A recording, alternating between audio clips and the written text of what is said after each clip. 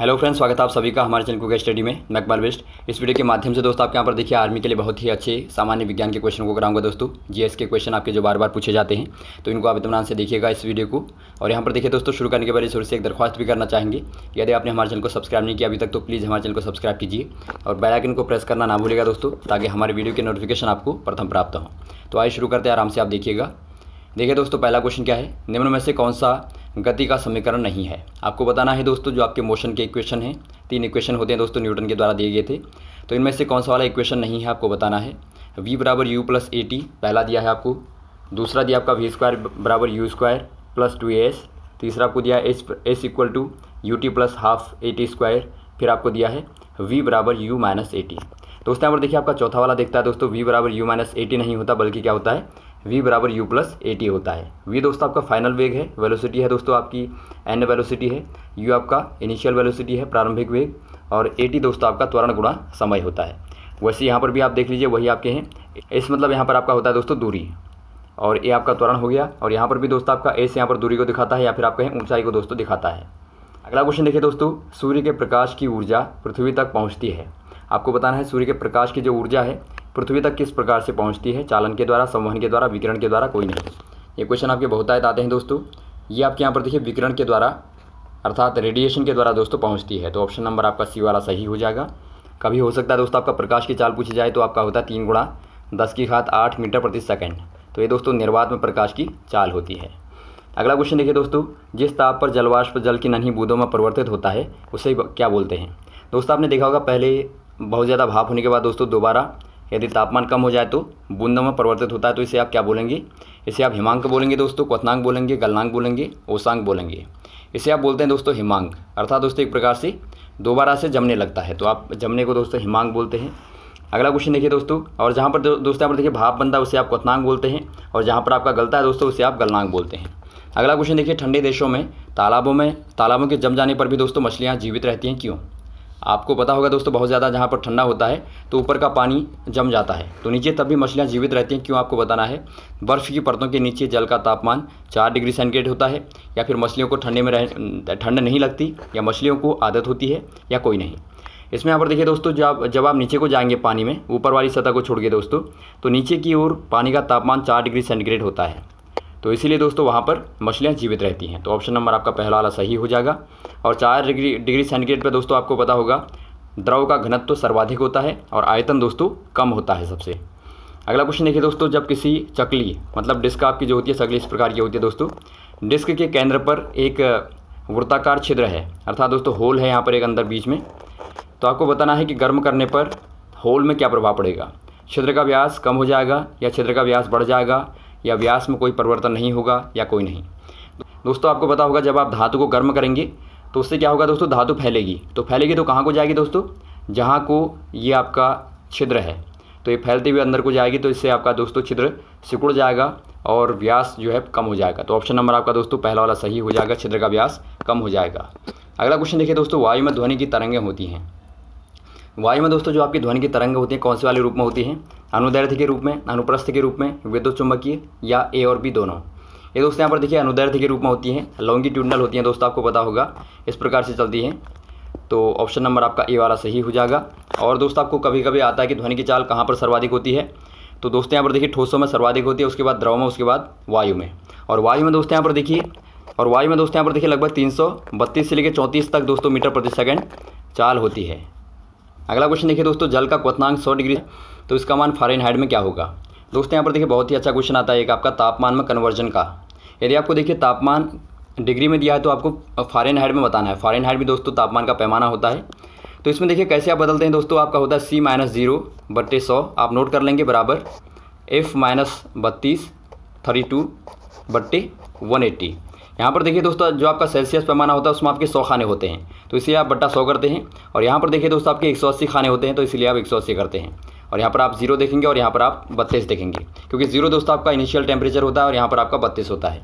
अब देखिए आप कन्वर्जन कैसे करेंगे, आपको C बराबर दिया है 100, तो यहाँ पर आप 100 रख देंगे, तो आपका 100 माइनस 0 का तो आपका 100 ही आ जाएगा, तो 100/100 हो गया। तो 100/100 दोस्तों आपका 1 हो जाएगा, बराबर आपका F-32/180। आप सॉल्व कीजिए इसे, तो यहाँ पर देखिए आपका 1 बराबर F-32 बट्टे 180 हो जाएगा। तो यहाँ से दोस्तों आप f को निकालिए तो आपका f बराबर 180 प्लस 32 हो जाएगा, क्योंकि आपका माइनस में था दोस्तों। तो 32 को आप 180 में ऐड कीजिए तो आपको मिलेगा दोस्तों 212। तो ऑप्शन नंबर आपका बी वाला दोस्तों सही हो जाएगा। तो इस प्रकार से दोस्तों आप कन्वर्जन करते हैं, आप नोट कर लेंगे फॉर्मूले को तो आप आराम से निकाल लेंगे। अगला क्वेश्चन देखिए दोस्तों, किस तापमान पर सेल्सियस तथा फ़ारेनहाइट स्केलों का पाठ बराबर होता है। अब दोस्तों यहाँ पर देखिए एक ऐसा मान होता है जहाँ पर दोनों का पाठ्यांक दोस्तों बराबर होता है। तो कौन से वाले ताप के लिए होता है आपको बताना है, ये 20 के लिए दोस्तों, या -40 या फिर -30 या फिर प्लस का 40। दोस्तों यहाँ पर देखिए यदि आप दोनों में देखेंगे, यदि आप C बराबर F करते हैं, आपका फॉर्मूला वही रहेगा जो आपने ऊपर देखा, उसी में दोस्तों यदि आप C बराबर F रखेंगे तो ये आपको यहाँ पर मिलेगा -40, अर्थात दोस्तों -40 पे दोनों बराबर होते हैं। तो ऑप्शन नंबर आपका बी वाला सही हो जाएगा। अगला क्वेश्चन देखिए दोस्तों, बर्नौली का सिद्धांत किसके संरक्षण पर कार्य करता है। दोस्तों आपको पता होगा बर्नौली का जो आपका प्रिंसिपल है वो दोस्तों एक पाइप में जल के लिए होता है। मान लीजिए कोई अलग अलग यहाँ पर सरफेस वाला पाइप है, तो उसमें दोस्तों यहाँ पर देखिए जितना जल प्रवेश करता है उतना ही जल बाहर निकलता है। और ये भी बताता है दोस्तों कि अंदर की जो ऊर्जा होती है वो दोस्तों आपकी दाब ऊर्जा हो, भले ही आपकी ताप ऊर्जा हो, सभी ऊर्जाओं का दोस्तों जो आपका मान होता है वो क्या रहता है, कंजर्व रहता है। तो यहाँ पर आप बोल देंगे दोस्तों ये आपका द्रव्यमान के संरक्षण पर आधारित होता है। ऑप्शन नंबर आपका ए वाला सही हो जाएगा, क्योंकि दोस्तों ये बताता है कि जितना द्रव्यमान गया उतना ही द्रव्यमान बाहर निकलेगा। लेकिन कंडीशन क्या होती है दोस्तों, इसमें कंडीशन आपकी होती है अश्यान द्रव होना चाहिए, मतलब नॉन विस्कस होना चाहिए, तो तभी दोस्तों वहाँ पर आपका ये प्रिंसिपल लगता है। अगला क्वेश्चन देखिए दोस्तों, हाइड्रोजन गैस से भरा हुआ गुब्बारा वायु में ऊपर जाने पर फट जाता है, क्यों। वायु दाब कम हो जाने के कारण, या फिर वायु दाब बढ़ जाने के कारण, या फिर एच का दाब कम हो जाने के कारण, या फिर वायु दाब अपरिवर्तित रहता है। दोस्तों यहाँ पर देखिए जब आप गुब्बारे को ऊपर को डालते हैं दोस्तों, वहाँ पर ऊपर जाने में वायु दाब कम हो जाता है दोस्तों, जिससे गुब्बारा फट जाता है। तो ऑप्शन नंबर आपका पहला वाला सही हो जाएगा। अगला क्वेश्चन देखिए दोस्तों, बैरोमीटर पाठ्यांक का अचानक गिरना क्या संकेत करता है। बैरोमीटर से आपको पता होगा दोस्तों क्या मापा जाता है, इससे दोस्तों वायुमंडलीय दाब को मापा जाता है, एटमॉस्फेरिक प्रेशर को मापा जाता है। तो अचानक गिरने का मतलब दोस्तों अच्छा मौसम होगा, या ठंड पड़ेगी, या तूफान होगा, या भूकंप आएगा। इसका मतलब है दोस्तों आपका तूफान आएगा, क्योंकि वायुमंडलीय दाब का कम होना मतलब दोस्तों अचानक से आपका तूफान आने वाला है। तो ऑप्शन नंबर आपका सी वाला सही हो जाएगा। अगला क्वेश्चन देखिए दोस्तों, कृत्रिम उपग्रह में पाई जाती है, अर्थात आपको बताना है दोस्तों जो आपके मैकेनिकल सैटेलाइट होते हैं उनमें क्या पाया जाता है, वस्तु का बढ़ा भार, या फिर भारहीनता की स्थिति, या फिर आभासी भार की कमी में कमी, या फिर कोई नहीं। इसमें दोस्तों आपका भारहीनता की स्थिति पाई जाती है दोस्तों। ऑप्शन नंबर आपका बी वाला सही हो जाएगा। अगला क्वेश्चन देखिए दोस्तों, ग्रहों को कक्षा में बांधे रखने वाला बल कौन सा होता है।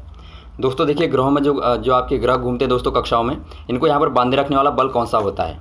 ये बल आपका होगा दोस्तों अभिकेंद्र बल, और ये अभिकेंद्र बल कहाँ से प्राप्त होता है, गुरुत्व बल से प्राप्त होता है दोस्तों। तो यहाँ से आपका हो जाएगा दोस्तों फाइनली गुरुत्व बल। ऑप्शन नंबर आपका ए वाला सही हो जाएगा। अगला क्वेश्चन देखिए दोस्तों, निम्न में से कौन एक सदिश राशि है। दोस्तों यहाँ पर देखिए आपको वेक्टर क्वांटिटी बतानी है, इनमें से कौन सी वाली है। ये दोस्तों आपके यहाँ पर देखिए धारा होगी, विद्युत क्षेत्र होगी, या दूरी होगी, या आयतन होगी। यहाँ पर देखिए दोस्तों जो आपकी वेक्टर क्वांटिटी दिखती है वो विद्युत क्षेत्र हो जाएगी दोस्तों, इलेक्ट्रिकल फील्ड हो जाएगी। तो ऑप्शन नंबर आपका बी वाला सही हो जाएगा। यहाँ पर दोस्तों आपको दिशा और परिमाण दोनों की ही ज़रूरत पड़ती है। अगला क्वेश्चन देखिए दोस्तों, 1 किलोग्राम भार तुल्य है। 1 किलोग्राम भार किसके तुल्य है दोस्तों, कितने बल के तुल्य आपको बताना है। आपको पता होगा दोस्तों F बराबर आपका mg होता है। यदि आप पृथ्वी के सरफेस की बात करें दोस्तों तो आपका जी का मान होता है 9.8 मीटर प्रति सेकंड का स्क्वायर। तो यहाँ पर देखिए आपको m बराबर क्या दिया दोस्तों, 1 किलोग्राम। तो इसमें आप यदि रख दें तो आपको क्या मिलेगा, F बराबर क्या मिलेगा दोस्तों, 1 × 9.8। तो ये दोस्तों इतना आपका न्यूटन बल में आ जाएगा। तो ऑप्शन नंबर आपका दोस्तों बी वाला सही हो जाएगा। अगला क्वेश्चन देखिए दोस्तों, चंद्रमा पर किसी वस्तु के पलायन वेग का मान क्या होता है। दोस्तों यहाँ पर देखिए आपको एस्केप वेलोसिटी बतानी है चंद्रमा पर, मून पर। ये दोस्तों आपकी 11.2 होगी, या 2.38 होगी, या 4.92 होगी, या 14.2 किलोमीटर प्रति सेकंड होगी। ये दोस्तों आपके यहाँ पर देखिए 2.38 किलोमीटर प्रति सेकंड होती है दोस्तों। ऑप्शन नंबर आपका बी वाला सही हो जाएगा। यदि आपका पृथ्वी का आएगा तो आपको अर्थ का पता होगा दोस्तों 11.2 किलोमीटर प्रति सेकंड होती है। और पलायन वेग का मतलब आपको पता होगा दोस्तों वह वेग जिससे आप किसी भी पिंड को गुरुत्व क्षेत्र के बाहर फेंकते हैं। यदि आप फॉर्मूले का इस्तेमाल करेंगे दोस्तों आपका होता है √2gr। ये आपका दोस्तों निकालने का फॉर्मूला होता है, तो इससे आप निकाल भी सकते हैं। अगला क्वेश्चन देखिए दोस्तों, तो यदि कोई व्यक्ति पृथ्वी पर 1.2 मीटर उछलता है तो वो चंद्रमा पर कितना उछलेगा। दोस्तों यहाँ पर देखिए पृथ्वी पर 1.2 मीटर उछलता है, ऊपर को जाता है, तो दोस्तों यदि मून पर चला जाएगा तो कितना उछलेगा। ये दोस्तों आपके यहाँ पर देखिए 7.2 या 4.5 या 1.2 या 2.4। दोस्तों आपको पता होगा जो चंद्रमा पर गुरुत्व का मान होता है दोस्तों वो आपका पृथ्वी की तुलना में छठा भाग होता है, अर्थात जी बट्टा 6 कर देंगे आप तो इतना भाग होता है दोस्तों। यहाँ पर देखिए दोस्तों, यदि व्यक्ति ऊपर को उछल रहा है तो आपको पता होगा जी का मान दोस्तों वहाँ पर क्या होगा, जितना कम होगा उतना ज़्यादा उछलेगा। तो यहाँ पर देखिए छठा भाग कम हो जाएगा तो आपका कितना उछलेगा दोस्तों, 6 गुना ज़्यादा उछलेगा। तो यहाँ पर देखिए आपका क्या हो जाएगा, 1.6 गुना 1.2 गुना 6 कर देंगे तो ये दोस्तों आपका यहाँ पर 7.2 आ जाएगा। तो ऑप्शन नंबर आपका दोस्तों ए वाला सही हो जाएगा, वहाँ पर वो 7.2 मीटर उछलेगा। अगला क्वेश्चन देखिए दोस्तों, 5 किलोग्राम द्रव्यमान की गेंद में 4 मीटर प्रति सेकंड का स्क्वायर का त्वरण उत्पन्न करने के लिए उस पर कितना बल लगाना होगा। दोस्तों यहाँ पर देखिए आपको पता होगा वही फॉर्मूला आपका लगेगा, F बराबर आपका ma होता है। तो इसमें यदि आप रख दें दोस्तों तो यहाँ पर आप मान रख देंगे द्रव्यमान का 5 किलोग्राम की है तो 5 यहाँ पर हो जाएगा दोस्तों गुणा आपको त्वरण दिया है 4, तो यहाँ पर दोस्तों आपका 20 न्यूटन का दोस्तों आपको बल लगाना होगा। तो ऑप्शन नंबर आपका दोस्तों बी वाला सही हो जाएगा। अगला क्वेश्चन देखिए दोस्तों, यदि लिफ्ट से नीचे उतरते समय डोरी टूट जाती है तो लिफ्ट में स्थित व्यक्ति को भार प्रतीत होगा। कैसा भार प्रतीत होगा दोस्तों, 0 या अपने भार से अधिक या अपने भार से कम या कोई परिवर्तन नहीं। यहाँ पर दोस्तों आपका 0 भार प्रतीत होगा क्योंकि डोरी के टूटने पर दोस्तों आपकी भारहीनता की स्थिति वहाँ पर पैदा होगी। तो ऑप्शन नंबर आपका दोस्तों ए वाला सही हो जाएगा, डोरी टूटने पर 0 की स्थिति आ जाएगी। और जब लिफ्ट ऊपर को जाती है दोस्तों समान वेग से तो उस समय व्यक्ति को अपना भार क्या लगता है, बहुत कम लगता है दोस्तों। अगला क्वेश्चन देखिए दोस्तों, यदि किसी लेंस की क्षमता -2 डायऑप्टर है तो उसकी फोकस दूरी क्या होगी। आपको दोस्तों फोकल लेंथ बतानी है, F बराबर आपको पता होगा दोस्तों 1/P होता है। अब देखिए दोस्तों यहाँ पर आपको P क्या दिया है, P मतलब दोस्तों आपका पावर है, लेंस की क्षमता है, -2 दिया है तो आप यहाँ पर रख देंगे 1/-2, तो ये दोस्तों आपके यहाँ पर क्या देगा, माइनस का 0.5। तो ऑप्शन नंबर आपका दोस्तों सी वाला सही हो जाएगा, 0.5 माइनस में दोस्तों आपका इतना मीटर आ जाएगा। और आपको ध्यान देना दोस्तों, आपका फोकस दूरी दोस्तों हमेशा इसमें मीटर में होगी जब आप यहाँ पर ये वाला फॉर्मूला इस्तेमाल करेंगे। और यदि आपका दोस्तों सेंटीमीटर में आपके ऑप्शन आते हैं तो वहाँ पर आप मीटर को सेंटीमीटर में कन्वर्ट कर लेंगे। तो ये रहे दोस्तों आपके महत्वपूर्ण क्वेश्चन जो आपने यहाँ पर देखे, उम्मीद आपको अच्छे लगे होंगे। इनको आप तैयार कर लेंगे दोस्तों और भी इस प्रकार के क्वेश्चन को आपको लगातार बताते रहेंगे। हमारे साथ भी बने रहेगा। Okay, thanks. जय हिंद, जय भारत।